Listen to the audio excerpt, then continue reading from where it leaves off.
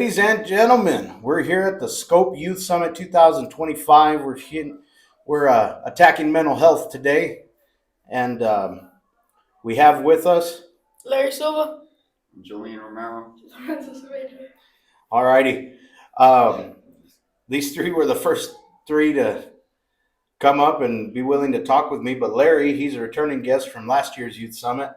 Last year's Youth Summit was called Speak Louder, and it was talking about speaking out on certain problems and issues. And I guess this year would be a lot of the same concerning mental health. And so, Larry, give us your take on mental health and how it can affect people. It could affect them really harmfully, cause it. I don't know how to really say it, but it'll just be bad, worse to people. Right.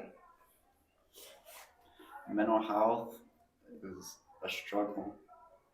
It can affect you like bad, especially if you have some bad mental health. Right. If you're considering bad thoughts and stuff like that. And stuff like that. Yeah. Mental health is a serious thing. If you're thinking about if you have mental health stuff and you're thinking about bad things and stuff, you should really talk to someone. Talk to your dad, your mom.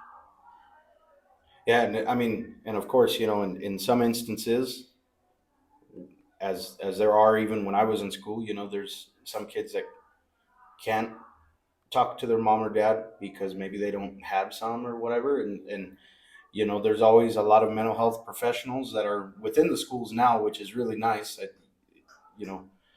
Hopefully you feel comfortable to talk to. But what are some of the things to stay away from when dealing with mental health? Probably drugs, alcohol. Drugs, alcohol, weed, stuff like that. Pretty farther down the road. Right. Drugs, you like them, usually stay away from drugs. Yeah. Drugs and prescribed. right. Drugs and alcohol, they seem to have a pretty serious effect on a lot of things on health, period, but mental health too. And so if there's, and I'll go through each of you, but if there's one thing that you can share with the people out there in YouTube land on how to help with mental health, or just a word of advice from the kids, because oftentimes we don't listen to the kids. Now's your chance.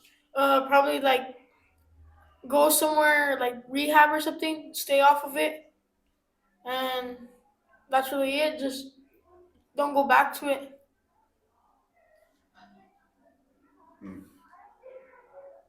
Just talk to someone and try to stay away from mental health addiction. It's not going to be easy, but you just have to at least try.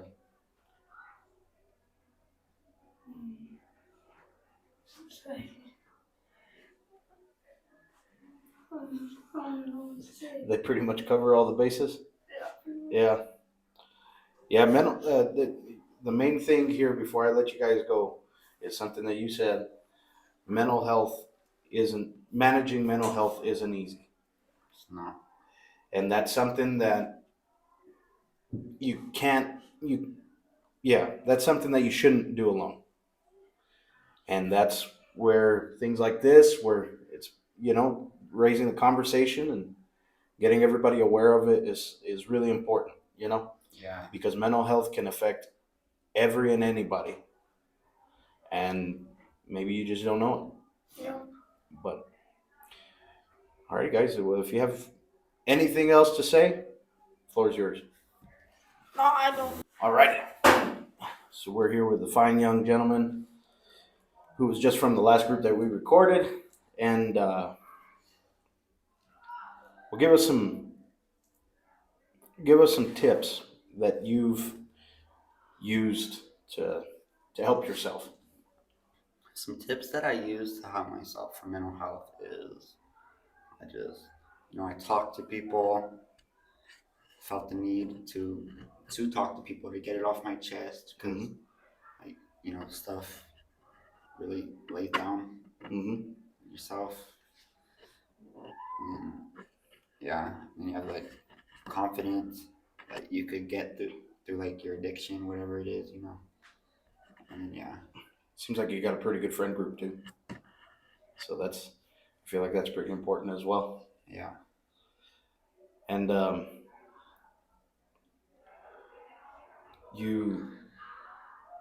you've had struggle with mental health, yeah.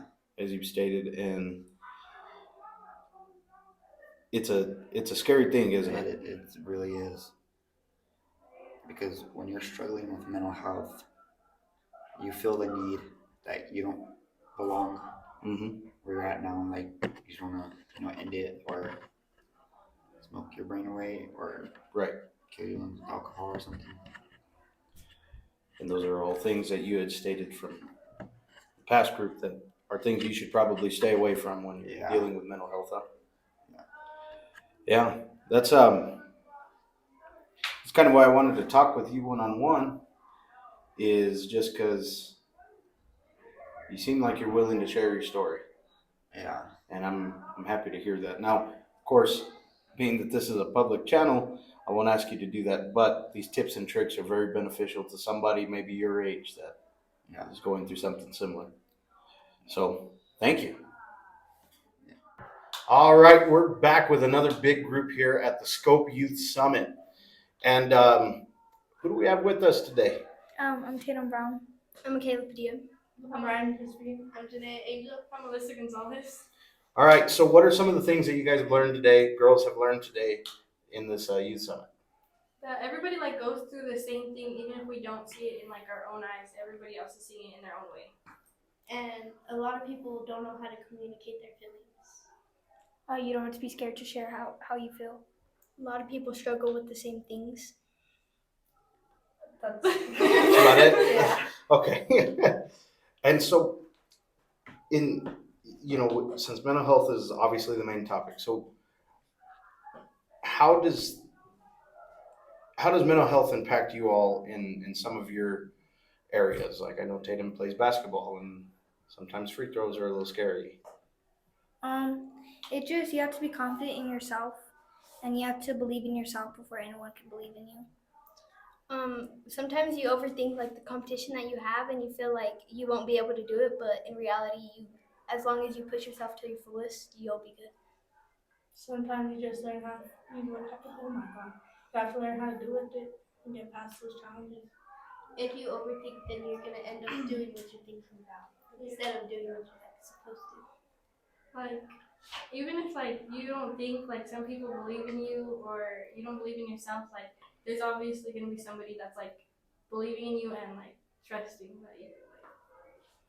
And sometimes those people come as teachers, coaches. I mean, of course, parents, and all in between, grandparents, you name it, aunties, uncles, all that good stuff. So, I mean, one of the main things that I'm hearing from everybody is just having somebody to talk to is a main thing. And what is something that you all would like to share with those out there that are struggling with some mental health issues and don't know how to go about it? Don't be afraid to share out. There's a lot of people going through the same thing as you. Find someone that you can talk to without feeling like they won't like help you with it. Find someone that can help you. Don't worry about it. There's stuff that can help you get past it, and there's people that you could support on. Find somebody that you trust and that you could be open with. Yeah, definitely find someone that you can talk to and open up to without feeling like you're getting judged or something. You hit the nail on the head right there. All right, last thing I'm going to need you girls to do is just give me a wave. Bye. Usually, Scope likes to keep these types of podcasts student oriented, but who better to talk about mental health than a woman I met while I was in high school? What was it, my sophomore year or something like that? Her name is Miss Frances Fuller, and I'm going to go ahead and let her introduce herself. All right, hi. So I'm Miss Fuller, as they call me. I'm a school social worker at Cottonwood. Previously, school social worker at Socorro High School, and a little bit of pre-K elementary stuff mixed in there too. Yeah, but I school social work in Socorro. I don't know exactly what social work entails, Okay. but from what I can tell based off of the job that you've done and the things that you've assisted me in, I would say you're doing a hell of a job. Thank you. So, Thank you. Ms. Fuller, just give us a little bit of, and I mean, of course, what you can say Yeah. about some of the patterns you've seen throughout the schools Right. doing your social work. Yeah. So I think it's always like life is hard for people all the time. There Right. are always people who are struggling. One of the things I love the most is the idea in QPR. It's one of our suicide prevention trainings. One of the things that they present is called a wall of resistance. Okay. And so a wall of resistance is basically like if people are having stressful thoughts, if people are thinking about hurting themselves or about relapsing or something, that's dangerous, Sure. a wall of resistance protects you from a bad thought turning into a bad action. Okay. Or an unsafe thought turning into an unsafe action. And so the things in our wall of resistance are like our friends, our family, the things we care about, our hobbies, our activities, our goals in the future, our values, our faith. Like any of those sort of like protective things in our life are the things that when our brain is doing something funky can go like, hold up, wait a minute, like Right. it literally the idea is like the thought stops at the wall so that something unsafe doesn't happen. And so I love Socorro because I feel like our community really takes care of each other. Mm-hmm. And so you can see athletics, you can see faith-based groups, you can see just neighbors, people you see at Walmart. Like Sure, people are taking care of each other. So I feel like the walls of resistance that exist, Thrive, Rainbow Cafe, like all these things, there are a lot of protective factors for kids in our community. And so building up those protective factors is so important. And that's just something I've always seen since I first got to Socorro in particular, is that people really care about our kids. Yes. And so if there's something going on, I can almost every time for sure know that there's somebody protective that I can count on to be like, who can we call to help with this? Right. And that's a pattern that I love to have. I guess now speaking from a coach's perspective, Yeah. From the other end of the spectrum now, right, exactly. It's kind of crazy to see the reliance that some of, in my case, the student athletes have on us to be that sort of, fighting spirit and role model for them and whatnot. Yep, exactly. And I mean, it's very rewarding to somebody like myself or my mom who coaches alongside me to be that person for somebody. But it's also, I don't want to say concerning, but it's just, it starts making you wonder, gets you a little curious as to, what do they really go through? What do they really go through? Exactly. What do they deal with that we don't know? Right. That nobody knows. Yeah. And I think the other thing is to remember that we can have something called compassion fatigue, which is those of us that are being that person for people, we can get tired. Sure. And so making sure that we're taking care of ourselves, that we're leaning on other helpers, that we're, the analogy that I love to use is that, I call it holding space. Like when someone's talking to me about something that's going on, or I'm helping somebody with something, I'm holding space for them. I'm listening, I'm thinking about solutions, right? But when I hold space, the visual that I have is that I hold space in a box. Specifically in my brain, one of those like storage, like the plastic ones with the lids, like, put it in the garage. So in my head, when I'm holding space for somebody, I hold space in a box. Yes. Not in my body.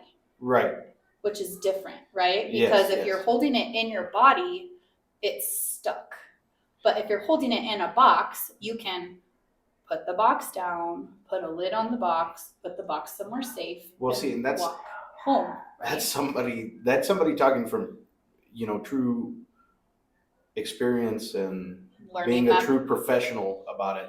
Like, well, it's just I don't know, it's insane, is what it is, for lack of a better term, of course. But to become so invested into someone else's issue, I think that's what you're referring to. Yeah, and just the worry. Like sometimes someone can tell us something and we're like, oh my gosh, like how are we going to get through this? And so Right. to me, I use that wall of resistance Mm-hmm. to make sure that I know I am not the only person keeping somebody okay. Right. Like there are all these other, like, okay, I know this person had a hard day. They told me they had a hard day. They told me they need help, but I know they have practice after school. Yes. So they're going to exercise. They're going to have someone else to put eyes on them. I can have Mhm. the coach check in and see if it got better or worse. Right. And so it's really like working as a team. And But I also find it's difficult to build the trust within the students, though, to even Fair. get them there. to talk to you. Right. Yeah. Which and sometimes, I mean, not everybody, but sometimes there's those that I don't want to be a Yeah. part of your life like that. I'm Right. here for X, Y, and Z. And Right. And I think the important thing to know is that even if people aren't opening up to you and being super vulnerable and telling you everything about their life, if you're Right. reliable, you're a brick in the wall. Right. And so they know even if they go 99 days without saying anything to you about how they're feeling or they're resistant or whatever. Sure. It's called there's a parenting model called Circle of Security, and it talks about having a secure base, which is this picture. The picture in the curriculum is like hands like this. And the idea is that like people, like kids, as they develop, like will go out onto the circle and take risks and be like, watch, I can be independent. And the older the kids get, the bigger the circle is. So kids who are like 5, they might go out and say like, oh, look, I could do this by myself. And then they might get scared. Right. Say like, woo, come back. But the grown-up is still there and still reliable and hasn't changed. Mhm. And so for big kids and for any kids, anybody, even adults, if we're a secure base and we're like, I'm here and this is what I bring, and if you need me, I'm here. If we just are that, then when their circle brings them back to us, Mhm. they know, Right. And so And I think that's just part of the common misconception with mental health in students and adults altogether, just because I feel like it wasn't until recently that mental health has become a mainstream topic. So for sure. it seems like you got somebody waiting on you. So, Oh, sure. We're waiting on you. I don't know. or waiting One on of the me. two. Go!